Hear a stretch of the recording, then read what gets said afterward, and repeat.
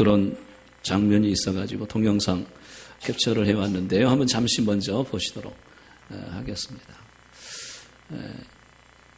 지난번에도 아이가 기도하는 면을 같이 나누는데 요즘 아이들이, 영특한 아이들이 굉장히 많은 것 같아요.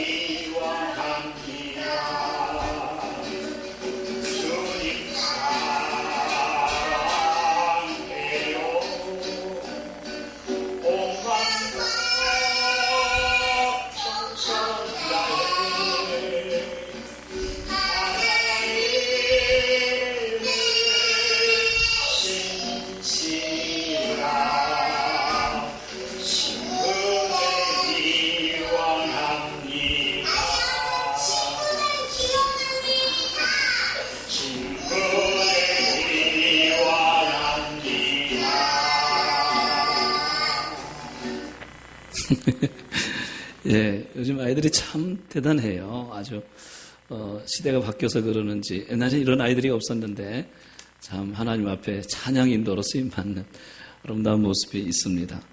최근에 미국의 전 대통령이었던 지미 카터 대통령이 기자회견을 했는데 한국에도 뉴스가 나왔습니다.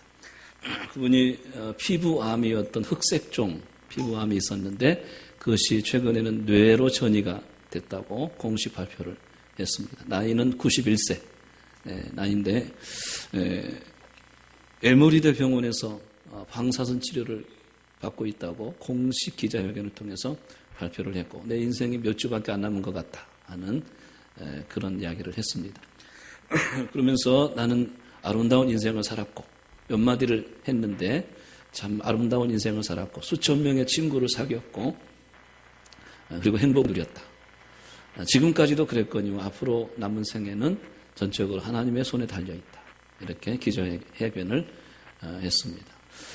그러면서 그에게 있는 현재 비하인드 스토리가 그의 글을 통해서 나타나게 증거됐는데요. 그거는 지금 자기 고향 교회, 조지아주에 있는 마라나타 교회가 고향 교회인데 거기 가가지고 매주일마다 지금도 성경 학교를 연다는 것입니다. 이제 그 뉴스에 이제 그 장면이 나왔는데 엄청난 각 지역에서 사람들이 몰려왔습니다. 어떤 사람은 시애틀에서, 어떤 사람은 저 시카고에서, 뉴욕에서, 워싱턴에서 10시간, 20시간 차를 타고 그 성경을 공부하기보다는 그 지미 카터가 가르치는 성경이 어떠한 성경인가 하는 자기 교회에서 가까운 데서 그 성경을 못 보겠어요. 그러나 그렇게 쓰임받고 있는 지미 카터의 성경을 같이 나누기 위해서 함께 몰려드는 사람들로 주일마다 북새통을 이룬다고 그렇게 전해지게 되었습니다. 저는 그 뉴스를 보면서 참 마지막까지 생애 마지막까지 쓰임받는 아름다운 한 사람의 인생을 보게 되었습니다. 오늘 말씀의 주제는 하나님이 쓰시는 사람이라는 주제입니다. 앞으로 시리즈로 29장을 강해하는 끈 시간까지 약 한 4번에 걸쳐서 하나님 쓰시는 사람이라는 주제로 같이 말씀을 나누기를 원합니다. 29장은 하나님 쓰시는 제사장들을 위임하라고 하는 명령이 담겨져 있습니다. 제사장을 위임하라 하는 것은 하나님이 쓰시는 사람을 특별히 구별해서 세워라 하는 그런 의미라고도 할 수가 있습니다. 하나님 맨 처음 제사장이 아론과 그 아들들인데 그들을 선택하신 거잖아요. 하나님의 절대적인 조건 가운데 그들을 선택하신 건데 이와 같이 하나님이 쓰시는 사람은 우리가 쓰이고 싶다고 해서 쓰여지는 게 아니고 하나님이 선택하시는 사람이 쓰임받는 것임을 알 수가 있습니다. 하나님이 쓰시는다는 말은 어떤 의미일까? 하나님이 나를 쓰신다는 의미는 어떤 의미일까? 하나님은 자기의 영광을 나타내기 위해서 또는 그분의 목적을 이루시기 위해서 특정한 사람을 선택하시고 그들을 부르셔서 그 일을 그에게 맡기신다고 말씀하시고 있습니다. 그렇게 부르심을 입어서 세워진 사람을 하나님이 쓰시는 사람이다. 이렇게 부를 수가 있겠습니다. 성경을 통해서 보게 되면 하나님이 여러 계층을 부르시는데 특별히 그 중에서 약한 자, 선한 자를 불러서 쓰신다. 이렇게 말씀을 하십니다. 예수님의 제자들도 사실은 당시에 가장 약한 자, 선한 자를 불러서 주님의 제자로 세우신 것을 보게 됩니다.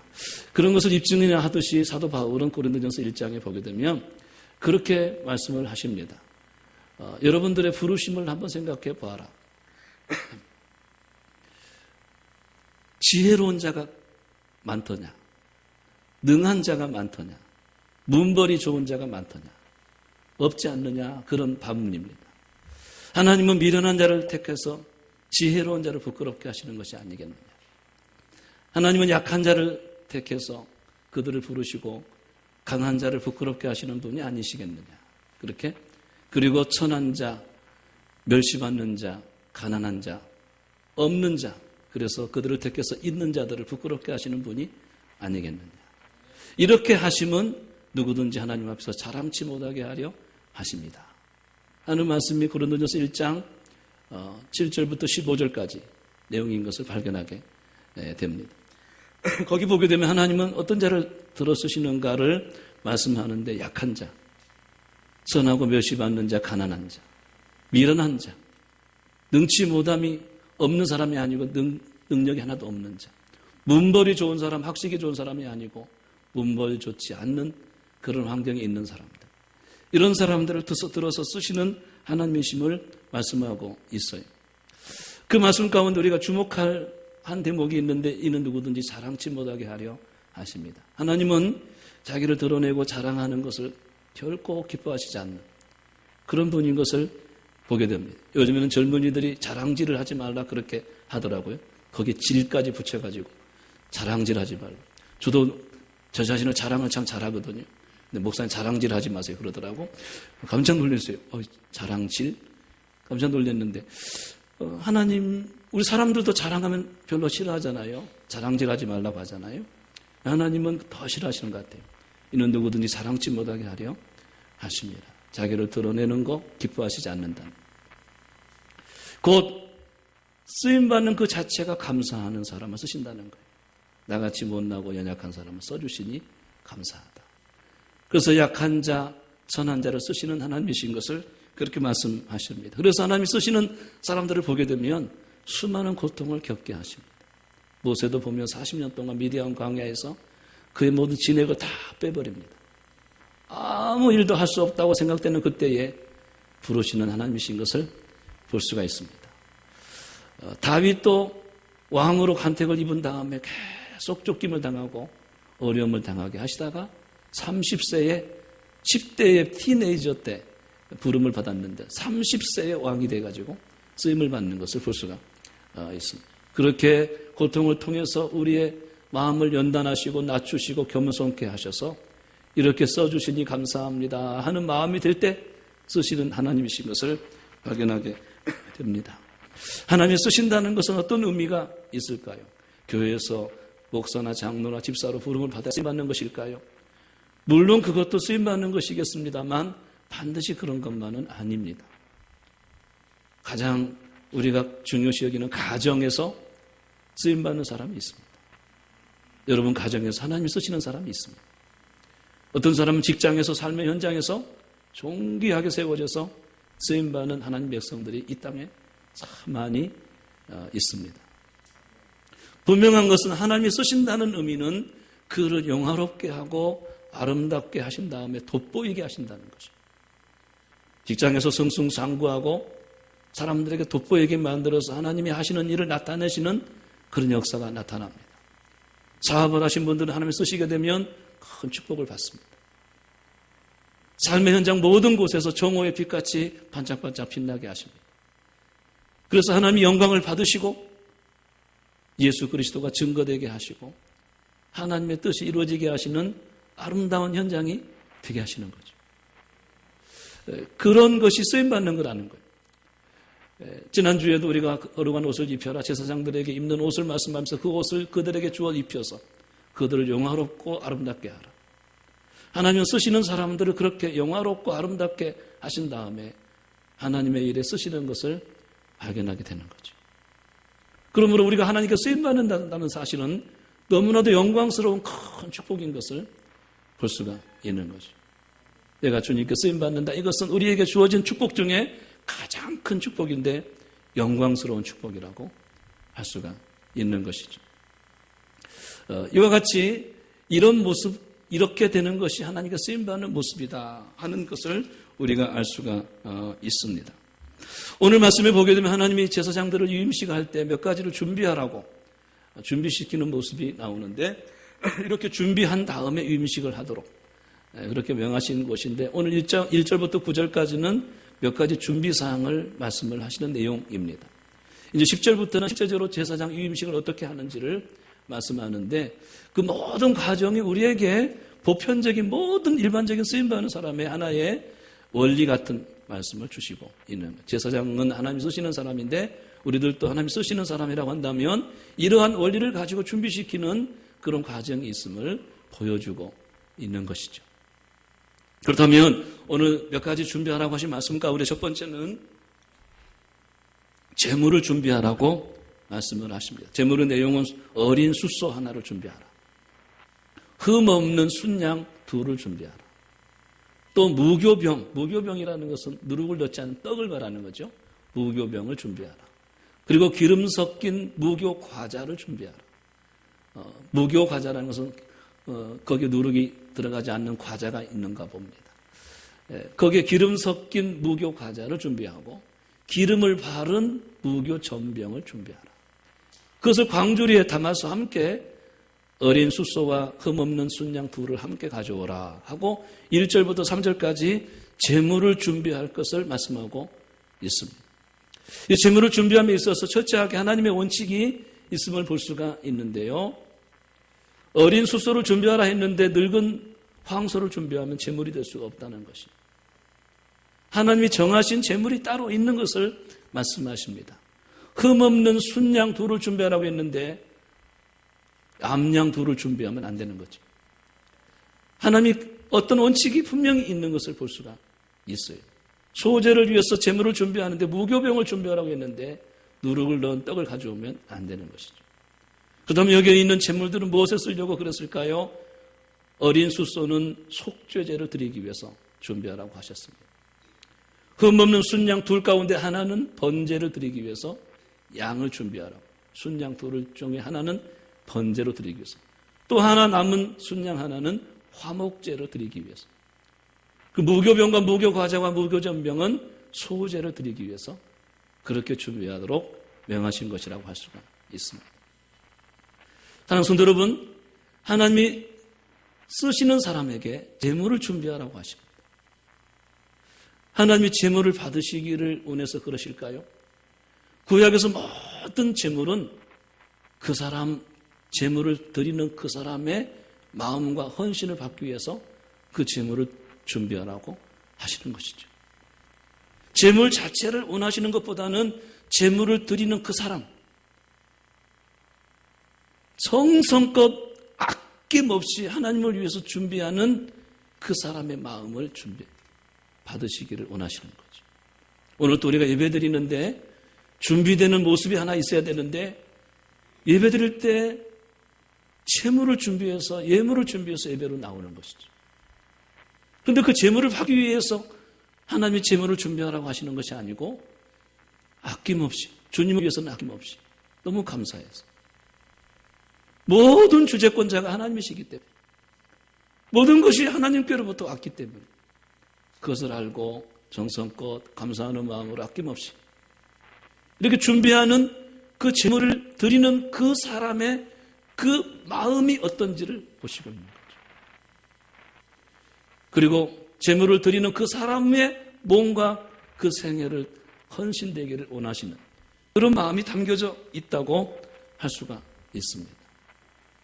시편 50편에 보게 되면 제물에 대해서 하나님 말씀하신 내용들을 가지고 다윗이 노래하는 내용이 나오는데 하나님은 이스라엘 백성들에게 이렇게 떴네요. 한번 같이 이왕 떴으니까 한번 같이 읽어볼까요? 시작. 내 백성들아 들을지어다 내가 말하리라. 이스라엘아 내가 내게 증언하리라. 나는 하나님 곧 내 하나님이로다. 나는 내 재물 때문에 너를 책망하지는 아니하리니. 왜 그래요? 내 번제가 항상 내 앞에 있어. 구약에는 상번제라고 계속 성전에 번제를 드렸습니다. 그래서 그 번제가 항상 하나님의 집에 있다는 거예요. 내가 내 집에서 수소나 내 우리에서 순념소를 가져가지 아니하리니. 또 넘겨서요. 이는 삼림의 짐승이 무산의 가축이 다 내 것이다. 산에 있는 짐승, 무산의 가축, 산의 모든 새들도 내가 아는 것이며 들의 짐승도 다 하나님 것이다. 하나님 뭐가 부족하겠느냐 이런 말이에요.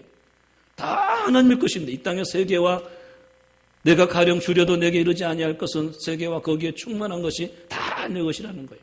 다 하나님 것. 내가 수소의 고기를 먹으며 염소의 피를 마시겠느냐 이런 내용들을 쭉 보게 되면 이 재물 때문에 하나님께서 뭐 재물을 요구하시는 분이 아니라는 사실을 분명 꼭 강조하시면서 시편 50편에 말씀하시고 있는 것을 보게 돼요. 그 다음이 중요해요. 감사로 하나님께 제사 드립니다. 지존하신 이에게 내 소원을 갚으며 환난 날에 나를 부르라. 내가 너를 건지리니 네가 나를 영화롭게 하리로다. 하나님이 정작 원하시는 것은 감사로 제사를 드리는 그것을 원하신다. 여러분 오늘 예배 시간에 오신 여러분들이 감사한 마음이 있기를 축복합니다. 감사하는 마음으로 하나님 앞에 나가야 하나님 받으시는 모든 것이 된다는 거예요. 찬양도 받으시고 우리의 재물도 받으시고 우리의 기도도 받으시고 다 받으실 수가 있다는 거예요. 감사로 제사를 드리며 지존하신 이에게 내 서원을 갚으라. 약속하신 그 마음, 약속했던 그 마음을 순종의 제물로 순종의 삶으로 가지고 가야 하나님이 우리를 받으시는데 그때 환난 날에 나를 부르라. 내가 너를 건지리니 네가 나를 영화롭게 하게 될 것이다. 하는 점들을 말씀하고 있는 것을 볼 수가 있어요. 이 말씀을 볼지라도 하나님은 재물 자체를 원하시기보다는 재물을 드리는 그 사람의 마음을 보시고 계시는 것을 볼 수가 있죠. 그 사람의 삶의 자체를 헌신되기를 원하시는 그런 모습이 이 재물을 드리라 하는 말씀 가운데 포함되어 있는 것을 볼 수가 있습니다. 그래서 창세기에 보면 아벨의 재물은 받으시고 가인의 재물은 받지 않으셨는데 재물만 원하셨다면 왜 가인의 재물을 안 받으셨겠어요? 재물만 원하신다면. 그러나 가인의 재물은 거기에 마음과 믿음이 담겨져 있지 않았다는 것이. 그러나 아벨은 믿음으로 하나님께 제사했다고 히브리서 11장에 말씀하고 있잖아요. 아벨은 그 마음과 담겨져 있는 재물을 같이 가져왔기 때문에 하나님 받으셨는데 뭘 받으셨느냐? 아벨과 그 재물을 받으셨다. 그 재물을 받았다고 말씀하지 않고 아벨과 창세기 4장 4절에 아벨과 그 재물을 받았다고 그렇게 말씀하시는 거예요. 그것을 보시기 위해서 재물을 준비하라고 말씀하시는 거죠. 이 땅에 살아가는 데 있어서 재물만큼 우리에게 중요한 거 어디 있겠어요? 돈이 없으면 참 초라하게 되고 인생의 모든 면이 파산나게 되고 어렵게 되는 게 아니겠어요? 어쩌면 하나님보다도 이 땅에 보이는 물질적인 세계에서는 하나님은 안 보이고 물질은 보이니까 더 중요시 여길 수도 있는 사람의 삶이 아니겠냐는 거예요. 그러나 그 재물을 가져오라는 것은 그 재물을 받기 위함이 아니고 그 재물을 드리는 그 사람의 마음이 정성껏 아낌없이 하나님께 드릴 수 있는 준비가 되어 있느냐, 그 생애를 드릴 수 있는 준비가 되어 있느냐, 그 마음을 감사하는 마음으로 나갈 수 있는 마음이 있느냐, 그것을 하나님께서 보시기를 원하시는 거죠. 말라기 1장에 보게 되면 하나님이 유대인들의 재물을 책망하시는 내용이 나오는데 거기 보게 되면 더러운 떡을 가져왔다 그렇게 말씀해요. 무교병을 가져와야 되는데 하나님 기뻐하시지 않는 떡을 가져온 거지요. 더러운 떡을 가져왔다. 눈먼 희생을 가져왔다. 저는 것, 병든 것을 가져왔다. 훔친 물건을 가져왔다.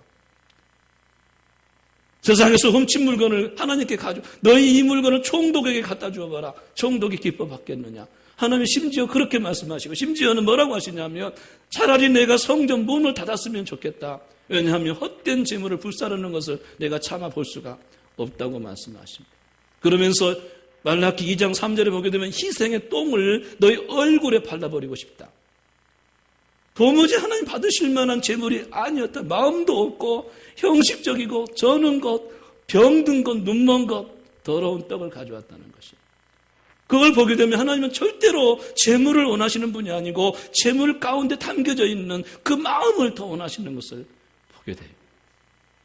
우리가 힘든 어려운 세상에 살아가는데 오늘 또 하나님께 예배 나오면서 최선을 다해서 엽전 두랩돈 그것을 준비했는지 많고 적음이 문제가 아닙니다. 내 형편에서 최선을 다해서 그 예물을 준비했는지 그것은 하나님이 쓰시는 그 마음이 이미 준비되었다는 것을 말해주고 있는 거죠.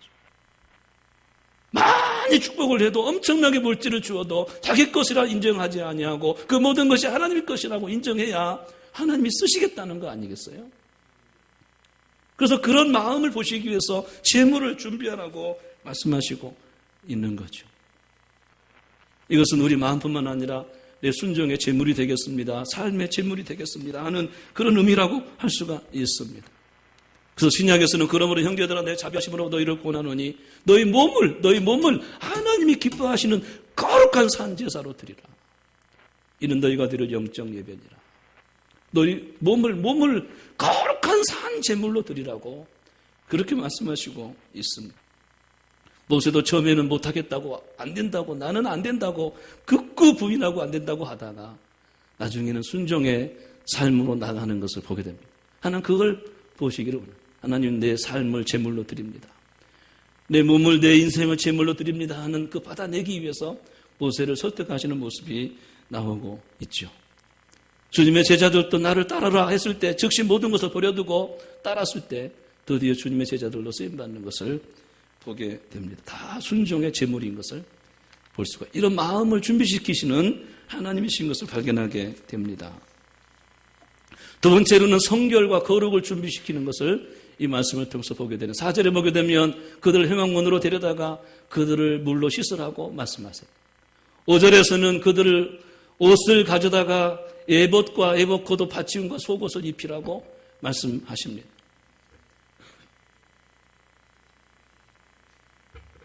여기서 물로 씻고 거룩한 옷을 입히라고 말씀하시는데 물로 씻는다는 것은 성결을 의미하고 거룩한 옷을 입히라는 것은 거룩을 상징한다고 할 수가 있겠습니다. 여러분 하나님이 어떤 자를 쓰실까요? 어떤 자를 쓰실까요? 성경에서 찾아야 되겠죠.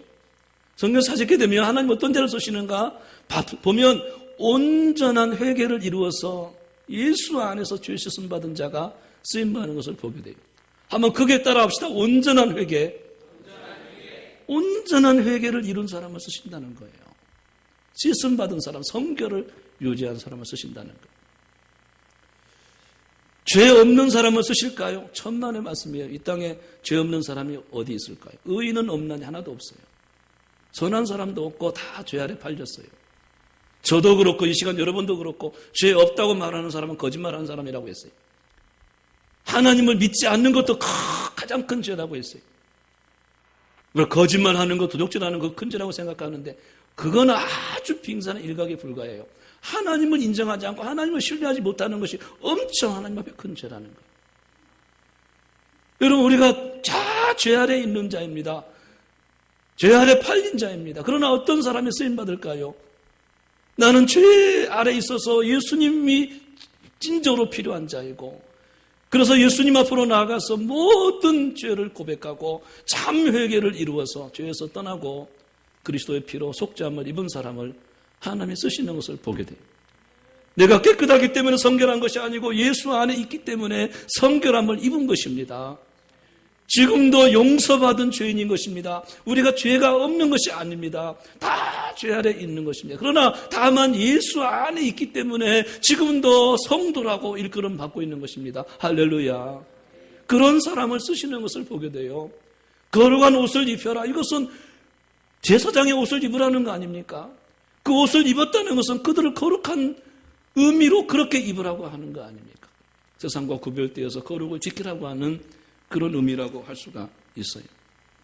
믿지 않는 사람들을 보게 되면 정말 많이 배우고 능력도 많고 재능도 많은 사람들 얼마나 많은지 몰라요. 세상에 노래하는 사람은 정말 기가 막히게 감동적인 노래를 하는데 저 사람이 교회 와서 찬양했으면 얼마나 좋을까. 그런 경우를 제가 많이 봐요. 세상에 학식이 많은 사람, 학박사가 얼마나 많이 있습니까? 그런데 하나님이 그들을 쓰시지 않는 이유가 딱 한 가지 있는데 그들에게는 성결과 거룩이 없다는, 쓰임받지 못하는 거죠. 어떤 경우에는 교회 역사에 하나님께 큰 축복을 받아서 사업이 번창하고 존귀하게 세계 선교를 위해서 쓰임받는 사람들이 하루아침에 부도가 나는 경우를 많이 보게 돼요. 왜 그럴까요? 그 축복을 받는, 그 쓰임받는 그 순간에 성결과 거룩을 상실했다는 것을 의미해주고 있는 거죠. 그래서 찬양으로, 전도하는으로, 섬김으로, 기도하는 것으로 여러 가지 예배 사역에 쓰임받는 사람들도 왜 나락으로 떨어질까요? 그것은 그 안에 성결과 거룩을 지키지 못하기 때문에 그렇게 되는 것이라고 할 수가 있습니다. 삼손도 하루아침에 두 눈이 뽑히고 맷돌을 갈면서 이방인에게 조롱거리가 되는 사람으로 나락에 떨어지고 말았습니다. 삼손의 거룩을, 성결을 유지하지 못하기 때문에 그런 것입니다. 다윗도 존귀하게 세워지다가 왕직에서 물러났습니다. 그 자리에서 쫓겨났습니다. 아들들에게 쫓김을 당하고 처참한 신세로 변해버리고 말았습니다. 왜 그랬을까요? 다윗이 성결과 거룩을 잃었기 때문에 그런 것이죠. 그러나 그들이 삼손이 다시 회개하고 다윗이 눈물로 통회하고 회개하고 참 회개를 이루었을 때 하나님은 삼손을 다시 쓰십니다. 다윗을 다시 쓰십니다. 그런 것을 보게 되면 우리가 쓰임받는다는 그 준비시키는 것이 있는데 우리가 쓰임받기 위해서는 한 가지가 필요한데 성결과 거룩이 우리에게 필요한 것을 말씀하고 있어요. 요즘에도 정치인들 보게 되면 참 믿는 정치인들, 훌륭한 정치인들이 많이 있는데 돈 문제가 걸리든지 부정한 돈을 받았든지 성적인 문제가 걸렸든지 해가지고 다 추락하는 정치인들 많이 있잖아요. 연예인들도 그렇고요. 어디 도박 원정 도박을 했다느니 무슨 마약을 먹었는지 무슨 부정한 돈 거래를 한 것인지 다 추락하는 경우가 얼마나 많이 있는지 몰라요. 저 최근에 제가 연예인도 잘 모르니까 최근에 우리 어떤 그 태진아 집사님 여러분 아시는지 모르겠어요. 태진 연세가 많이 드셨더라고요. 저는 젊은 분인 줄 알았더니 굉장히 연세가 많이, 저보다도 훨씬 연배가 많더라고요. 전 저보다도 젊은 줄 알았어요. 굉장히 춤을 추고 사랑은 아무나 하나 하고 그래가지고 굉장히 젊은 줄 알았어요. 그런데 저보다 훨씬 연배가 많아요. 그분이 가족끼리 어디 미국 여행을 하다가 카지노에 가서 황제 도박을 했다고 난리가 났잖아요. 난리가. 그분의 인터뷰를 기자회견을 통해 하는 거 놀면서 하는 걸 봤더니 그분을 이야기하면 제가 한 가지 알고 싶은 거 있는데 할 때마다 카지노 할 때마다 땄다는 거예요. 첫 번째 1,500불 따고 두 번째 1,000불 따고 다 땄다는 거예요. 그것이 알고 싶다. 저도 옛날에 솔직한 고백인데 안식년 때 우리 교회 오셨던 어떤 목사님이 하루만 책임지겠다고 3박 4일 책임지겠다고 저를 데리고 가더니 카지노 호텔 3박 4일을 얻어놨어요. 거기 가가지고 있는데 할 일이 있어야죠. 목사님 이것도 해봐야 돼. 그래야 목사님이 알 수 있는 거야. 따라와. 그 목사님이 카지노 해봐야 된다고. 100불만 바꿔 100불만. 가지고 동전 바꿔가지고 넣어놓고 단추만 누르면 1부씩 떨어지는 거야. 똑또록. 근데 이제 이게 돌아가는. 그래 그림이 맞춰지면 4개로 또 플러스가 되는 거예요. 그러니까 첫날은 제가 100불을 땄어요. 할렐루야. 너무너무 재밌어가지고 오늘 저녁을 내가 다 사겠다고. 또 저녁을 샀다. 다음날 또 재밌어가지고 또 했더니 300불을 잃어버렸어요. 총 200불 잃었으니까 400불 따고 나중에 300불 잃었으니까. 그걸 보게 되면 다 잃게 돼 있더라고요. 이 기계는 잃게 돼 있더라고요. 인생을 망조가 드는 것이 카지노더라고요. 여러분, 그거 그렇게 취미로 할 수 있고 놀이도 할 수 있는 거죠. 그러나 연예인들이 그런 구설수에 올라가게 되면 나는 그때 끝나는 줄 알았어요. 근데 요즘에 많이 나오더라고 또. 나와 눈을 찍으셔갖고 그래서 훌륭한 믿음의 집사구나. 참회계를 이뤘나 보다. 그런 생각을 하게 됐어요. 여러분, 하지만 성경의 다니엘을 보세요.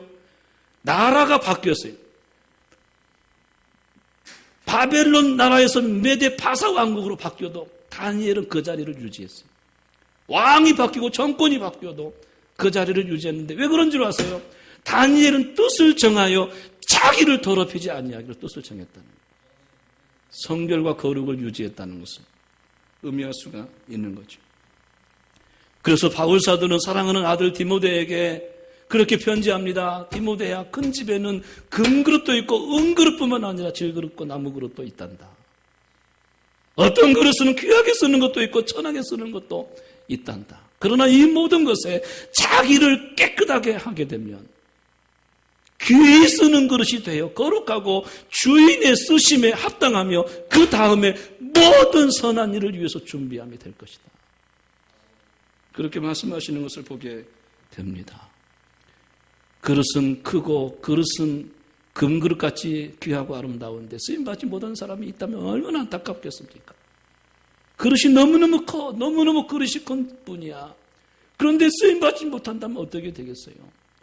안 되잖아요. 그러나 질그릇과 같이 나무그릇과 같이 볼품이 없지만 큰 축복을 받는 사람이 있어요. 하나님께 쓰임받는 사람이 있습니다. 사람들에게 인정받고 교회에서 존경받고 정오의 빛같이 하늘의 별과 같이 반짝반짝 빛나서 하나님의 영광을 드러내고 주의 복음이 그릇통에 그릇 통해서 증거되고 가는 곳마다 하나님의 뜻이 이루어지는 사람이 있다는 것이죠. 왜 그럴까요? 성결과 거룩을 유지하기 때문이라고 믿습니다. 하나님은 깨끗한 자를 쓰신다는 거예요. 약하지만 부족하지만 천하지만 깨끗한 자, 성결과 거룩한 자를 쓰시는 것을 볼 수가 있습니다. 마지막 한 가지는 성령의 기름 부으심을 준비시키는 것을 보게 됩니다. 여러분, 제사장 유임식에서 결정적인 한 가지는 기름 부었다는 거 아니겠어요? 유임을 할 때, 제사장을 세워서 유임할 때 결정적인 가장 중요한 것은 뭘까요? 기름을 부어서 세우는 거죠. 그래서 오늘 7절에 관유를 가져다가 그 머리에 붓고 발라라 하고 말씀하시고 있어요. 관유라는 것은 정해진 기름이 있다. 이것은 관유라는 것은 어노인팅이라고 영어는 번역했는데 이거는 거룩한 기름이라는 거예요. 다 만드는 법이 있어요. 관유를 만드는 법이 있는데 이걸 이제 어노인팅이라고 하는 것인데 거룩한 기름이다. 거룩한 기름이다. 그것을 머리에 붓고 발라서 유임식을 하라고 말씀하시는 거죠. 여러분, 참고로 구약에서 기름 부어서 세운 직분이 세 가지가 있는데 왕과 선지자와 제사장, 이 세 가지 직분을 신정 정치 가운데 우리나라는 그냥 세상적인 정치고 이스라엘 백성은 신정 정치잖아요. 그 신정 정치 가운데 이 세 직분은 기름을 부어서 세우도록 명하셨어요. 왕은 행정이고 선지자는 말씀을 선포하는 법을 입법하는 자이고 제사장은 그 재판을 하기 때문에 사법을 이룬 입법, 사법, 행정 세 가지 이 직책에 있어서 하나님이 그들을 세울 때 기름을 부어서 세우는 것을 보게 되는 거죠. 그렇다면 기름을 붓는다는 말은 무슨 말일까요? 거룩한 기름을 붓는다는 말은 무슨 말일까요? 그것은 한 가지 힌트가 있는데 다윗에게 기름을 부을 때 한 가지 사건이 일어났는데 여호와의 영으로 감동되니라.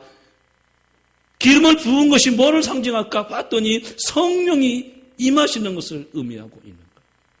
구약에는 기름을 부어서 거룩한 기름을 부어서 머리에 부을 때 그때 주의 성령의 기름 부으심이 임한다는 것을 말씀하고 있습니다. 하나님이 쓰시는 사람은 모두 예외 없이 어떤 사람이든지 막론하고 한 가지가 분명히 있어야 되는데 하나님이 쓰시는 사람에게는 반드시 성령의 기름 부으심이 나타난다는 것이. 이사야 61장 1절에 보니까 주의 영이 여호와의 영이 내게 임하셨으니 내게 기름을 부으사 가난한 자들에게 아름다운 소식을 전하게 하려 하심이라. 가난한 자에게 아름다운 소식을 누가 전합니까? 주의 영이 성령이 여호와의 영이 내게 임하사 내게 기름을 부으시고 그런 자에게 하나님이 보내시고 쓰시는 것을 말씀하고 있어요. 누가복음에 보게 되면 예수님도 기도하실 때 성령이 그에게 임하셨다고 말씀하셨고 사도행전 10장 38절의 말씀 보니까 하나님이 나사렛 예수에게 성령과 능력을 기름 붓듯이 하셨다. 예수님에게 성령과 능력을 기름 붓듯이 하셨으니 그때부터 두루다니며 착한 일을 행하시고 마귀에게 눌린 자를 고치셨으니 이는 하나님이 함께 하심이라. 그렇게 말씀을 하셨어요. 그래서 하나님이 쓰시는 사람 심지어 예수님이라도 누구를 막론하고 성령의 기름 부으심이 있을 때 그때 하나님이 쓰시는 것을 말씀하시는 거죠. 성령의 기름 부으심을 누구에게 주시는가? 그것은 특별히 쓰시는 사람, 하나님의 선택해서 부르시고 쓰시기를 원하시는 특별한 사람에게 성령을 주신다는 그런 의미입니다. 이제 지금까지 성막을 공부했는데 성막을 누가 지었을까요?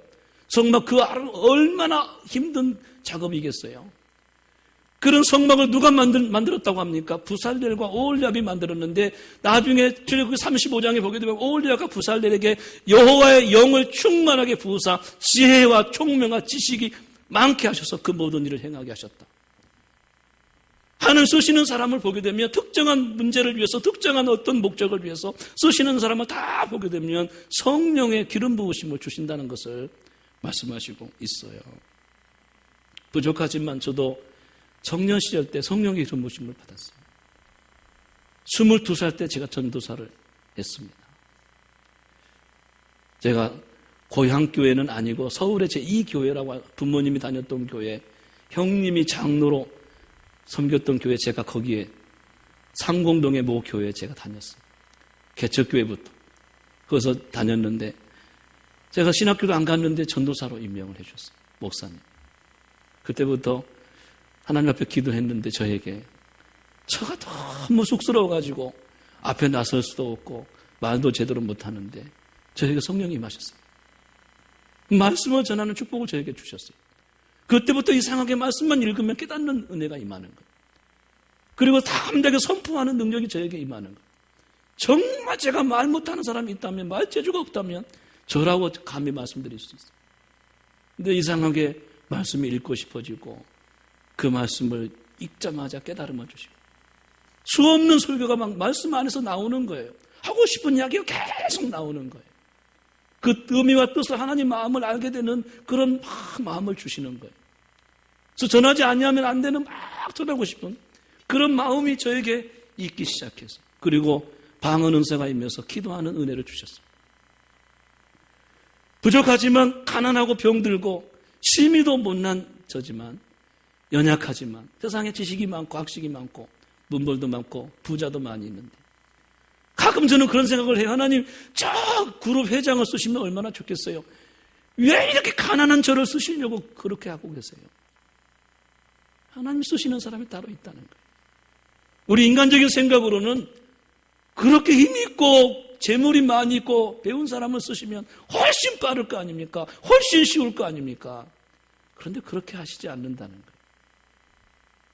아니, 세상에 저한테 좀 유산도 많이 물려주시고 좀 다른 사람이 가졌던 그 땅도 좀 하나 주시고 그러시지. 세상에 땅 한 평도 유산으로 받지 못해. 그렇게 가난한 저를 세웠으니 얼마나 답답하겠어요. 어떤 분은 저도 짜증나 죽겠어요. 하나님은 그런 걸 보시지 않는다는 거예요. 하나님 쓰시는 사람에게 한 가지 조건이 있는데 성령의 기름 부으심이 있다는 것입니다. 성령의 기름 부으심은 절대적인 하나님의 주권입니다. 하나님이 하시고자 하시는 자에게 주십니다. 그러나 그 기름 부으심은 어떤 상태에 임하는가? 제가 성경을 통해서 봤을 때 기도할 때 성령이 임하십니다. 말씀을 듣는 중에 임하십니다. 어떤 경우는 안수할 때 임하십니다. 그런데 여러분 가장 중요한 것은 그 중에 가장 중요한 성경 대부분을 보게 되면 기도할 때 성령의 기름 부으심이 임했습니다. 오순절 성령이 임하실 때도 저희들이 오로지 기도에 힘쓸 때 거기에 성령이 불같이 임하신 거죠. 예수님도 기도하실 때 하늘이 열리고 비둘기같이 성령이 임하셨다고 말씀을, 심지어 예수님까지도 예수님이 기도하실 때 성령이 임하셨지 그냥 놀고 있을 때 잠자고 있을 때 임하신 게 아닙니다. 그 내용들을 보게 되면 아하, 하나님 주시고자 하는 자에게 성령의 기름 부으심이 있을 때가 있는데 그때는 언젠가 전적으로 기도할 때 임하시는 것을 보게 돼요. 우리가 가끔 기도할 때 눈물이 막 날 때가 있어요. 그것은 어떤 상태인가? 내 마음에 성령이 임하시는 놀라운 하나의 현상이라고 할 수가 있어요. 전혀 울지도 않는 사람이 기도하다가 막 눈물이 나는 사람이 있어요. 기도하다가 마음속에 막 감동이 일어나요. 뭔가 모르지만 감동이 일어납니다. 뭔가 모르지만 내 마음에 감사가 막 떠오릅니다. 기쁨과 평강이 있습니다. 왠지 모르게 자신감과 능력이 내게 임하기 시작합니다. 성령의 기름 부으심의 현상들이라고 할 수가 있습니다. 성령이 임하시게 되면 놀라운 역사가 그때부터 일어나기 시작합니다. 사업의 현장에서 기적 같은 역사가 나타납니다. 할렐루야. 직장에서 놀라운 사건들이 벌어집니다. 능력의 크심이 나타나기 시작합니다. 학교에서 학생들이 두각을 나타내기 시작합니다. 가정에서 하나님이 함께 하심의 증거들이 나타나기 시작합니다. 그래서 하나님의 영광을 나타내시고 우리를 통해서 그리스도의 십자가가 증거되는 놀라운 사건들이 벌어지기 시작합니다. 여러분, 하나님이 쓰시는 사람에게는 한 가지가 있어야 되는데 사랑이 있어야 돼. 사랑이 있어야 되니 사랑이 여러분 마음대로 되던가요? 절대로 우리 힘으로 사랑하는 것은 인간적인 사랑에 불과합니다. 사랑은 성령의 열매입니다. 성령의 열매는 사랑과 희락과 화평과 오래 참음이라고 해요. 하나님 쓰시는 사람에게 인내가 필요합니다. 꼭 참아야 됩니다. 오래 참아야 됩니다. 그러나 참을 수가 있던가요? 절대로 못 참습니다. 인내는 성령의 열매입니다. 하나님 쓰시는 사람에겐 충성이 필요합니다. 충성과 온유와 절제가 어떤 열매든가요? 성령의 열매입니다. 그러니 성령 받지 아니하고 어찌 하나님께 쓰임받을 수 있단 말입니까? 절대로 불가능하다는 것이. 하나님 쓰시는 사람에게 한 가지 조건이 있어요. 성령의 기름 부으심을 주시는, 이걸 준비시키는 거예요. 저는 우리 성함교회 성도님들이 기도하다가 그런 은혜를 받게 되기를 바랍니다. 혼자 기도하는데 막 눈물이 나고 감동이 나고 큰 기쁨이 일어나고, 하나님이 내게 임하셨고 주의 영이 내게 임하셨고 스스로도 알고 주의 성령이 역사하시는구나. 가는 곳마다 놀라운 이상한 일이 벌어지기 시작합니다. 내가 하는 것이 아닌 것이 분명합니다. 하나님의 은혜라고 고백할 수밖에 없습니다. 그런 사건들이 막 일어나는 거예요. 할렐루야. 저는 우리 성함교회 성도님들이 그런 축복을 받았으면 좋겠어요. 이런 교회가 힘들 때 여러분들이 한껏 터져야 되지 않겠어요? 제가 세상적인 이야기를 했네요. 아멘. 비록 약하지만 병들고 천하고 약하지만 미련하지만 하나님이 그런 자를 들어서 쓰신다는 것이 어떻게 해요? 성령을 주셔서 쓰신다는 것을 말씀하고 있습니다. 우리 교회 비전 최근에 기도하는데 반드시 이루어지게 될 것입니다. 그제 우리 박 장로님한테 메일이 왔어요. 전에 보냈는데 제가 확인을 못했나 봐요. 목사님 메일을 확인해 주세요. 문자까지 와가지고. 그래서 빨리 어제군요. 그제군요. 그제 메일을 확인했더니 박 장로님이 제가 그 전에 담임 목사의 명령입니다. 선교지에서 철수하고 돌아오세요. 하고 편지를 보냈어요. 박 장로님이 섭섭하지만 더 하고 싶지만 목사님 말씀하셨으니까 돌아가겠습니다. 하고 문자가 왔었어요. 메일이 왔었어요. 그럼 또다시 엊그제 메일이 왔는데 목사님 이제 중국어를 할 수 있게 됐습니다. 이제 치유의 역사가 나타나기 시작했고 그 소문들이 퍼지기 시작했습니다. 사방에서 전역에서 사람들이 몰려오고 있습니다. 선교를 더 하고 싶은데 어떻게 하면 좋을까요? 그리고 거기다가 최근에 우리 교회 칼럼을 썼는데 땅 끝까지 선교, 제가 칼럼을 썼는데 그 칼럼을 읽고 너무너무 은혜를 받았다는 거예요. 그러면서 더 하고 싶은데 목사님 허락해 주시고 그래도 오라고 하면 가겠습니다. 짐 싸겠습니다. 그렇게 하셨어요. 제가 한참 기도한 다음에 장로님 이 못난 목사를 용서해 주세요. 지금은 목사가 못나가지고 교회가 너무 힘듭니다. 그러니 저도 선교는 절대 중단하지 않을 겁니다. 이부 전진을 위해서 일부 후퇴해야 되겠습니다. 오셔야 되겠습니다. 교회를 세워야 되겠습니다. 눈물로 제가 편지를 보냈어요. 그러나 지금까지 우리 교회가 했던 선교, 우리 교회 열매입니다.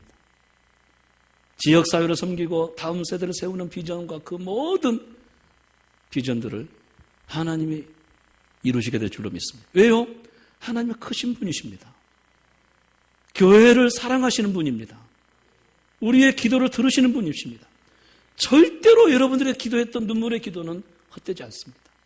지금까지 예배 때마다 우리 장로님들이 대표 기도 때 했던 기도가 절대로 헛되지 않습니다. 하나님 들으셨습니다. 반드시 이루시게 될 것입니다. 한 가지 덧붙이는 것은 우리 교회 성도님들이 사업이 힘들고 재정적으로 너무 힘드신 것 같아. 제가 너무너무 안타까워요. 이 세상이 너무 그렇게 되고 있는 것 같아요. 그래서 제가 이 문제를 가지고 특별히 기도해야 되겠다. 제가 특별히라는 것은 뭐 별 의미가 있겠어요. 하나님이 그렇게 봐주셔야 되는 거죠. 제 마음으로 특별히 좀 기도해야 되겠다. 설명할 수 없는 야곱처럼 얼룩무늬 양이 태어나고 설명할 수 없는 기묘한 기적들이 일어나야 되겠다. 그런 생각을 하게 되었어요. 사랑하는 성도 여러분, 우리가 하나님께 쓰임받는다는 사실은 가장 영광스러운 축복인 것입니다. 한번 따라합시다. 우리가 하나님께 쓰임받는다는 사실은 가장 영광스러운 축복이다. 시작. 가장 영광스러운 축복이다. 할렐루야. 쓰임받기 위해서 기도하십시오. 우리의 자녀들이 나 무엇과도 주님 바꾸지 않으리. 이 애가 그렇게 쓰임받고 있잖아요. 우리의 자녀들이 하나님께 그렇게 쓰임받도록 기도하십시오. 지미 카터처럼 마지막 숨 거두는 그 순간까지 하나님 나를 써주세요. 내가 주님 앞에 부름받은 그날까지 쓰임받게 해주세요. 하나님의 영광을 드러내게 해주시고 쓰임받는 사람이 되게 해주세요. 그것이 기도 제목이 되기를 바랍니다. 사랑하는 성도 여러분, 다음 주 설교를 제가 미리 준비하고 캄보디아를 갑니다. 왜냐하면 주보 원고를 또 미리서 전해야 되기 때문에 그렇습니다. 제가 다음 주 설교는 눈물로 울면서 준비했습니다. 다음 주는 아마도 제가 눈물 없이는 전할 수 없는 설교가 될 것 같아요. 하나님께 쓰임받는 사람 두 번째 시신입니다.